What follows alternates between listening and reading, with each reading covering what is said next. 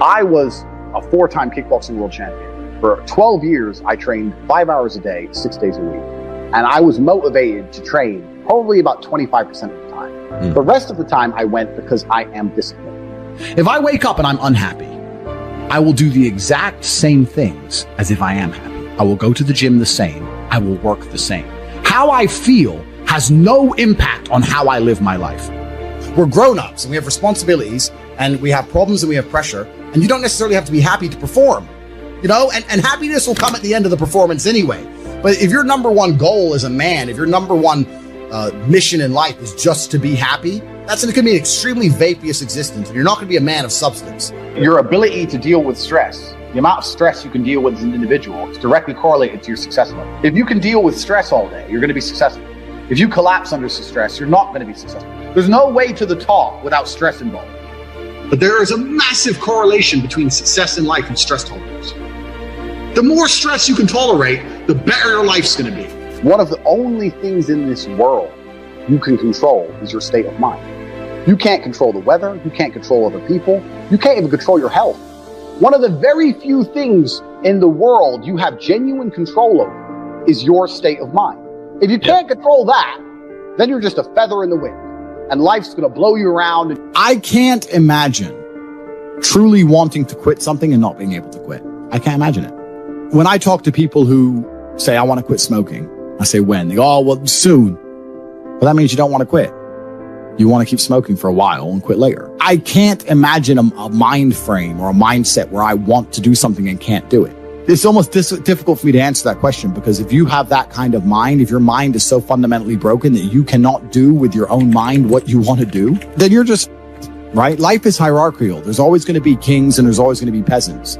If you have a mind that you can't control, then you're never going to be a king. You're going to be a peasant. That's your life. You have a peasant's life ahead of you, and that's your destiny.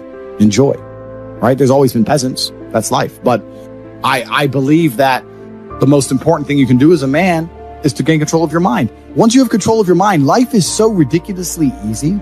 People say to me, Tate, you're in good shape. All you do is drink vodka and travel the world. You're never even home. You never even have a gym. How do you do it? It's ridiculously easy if you control your mind. If I decide to do 1,000 push-ups, I'll do them. Maybe I have to do them one at a time. Maybe I'll get tired. Maybe I need a break. I'm going to do 1,000 because I said I'm going to do 1,000. Everyone knows what they're supposed to do. You either control your mind or you don't. And all of these things stem from the same problem. It's something you can do. It's something that is learned. It's something that is taught. Depression is the ultimate motivation. If you're unhappy with your life and you're depressed, I don't expect you to be popping pills and sitting laying in bed. I expect you to give me a huge list of everything you're achieving per day.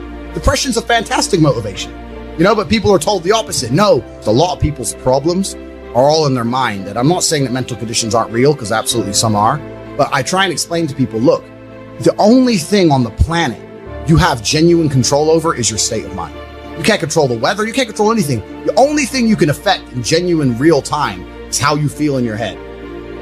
How you view the world absolutely and utterly shapes how you react in the world, how you act in the world, how people view you. It's all down to how you view things. You have to believe you're the fucking man, and you have to believe you can achieve anything. I'm not saying you can achieve anything easily.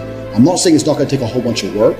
I'm not saying it's going to happen quickly. But you have to believe you can achieve anything.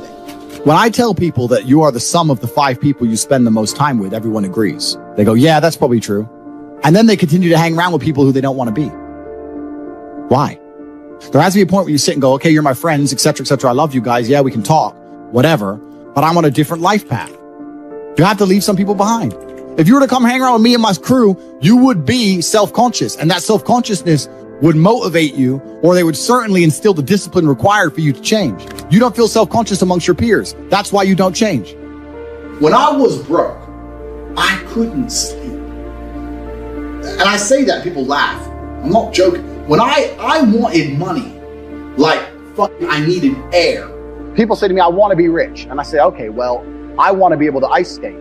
But I don't want to be able to ice skate enough to go learn how to ice skate, because I can't be bothered. I mean, surely if I could click my fingers and be a figure skater, I'd click my fingers. Who wouldn't? But I don't want to actually go train because I don't want it enough. And this is the exact point with money. Everyone wants money put on their lap. If you truly wanted money, you wouldn't be able to sleep until you fucking had it. And this is the point. Because when I had nothing, I couldn't be distracted. You couldn't distract me from what I wanted. Life when you're young is a completely different experience to life when you're old. When you're older, your life quality seriously decreases, massively. So you have about 10 to 15, maybe 20 years to find a way to get rich and enjoy being rich. And you got to put it all together and you got to do it quick. You have to start saying, I want to take money. Because that's how you have to think. You don't make it, you take it. So you have to start talking that way. You got to take money. Is that money isn't real. Money is like water. Money never stays still. If you can find and identify a place where money is moving, if you can find a place where money is moving and stand in the way, then the money is vulnerable.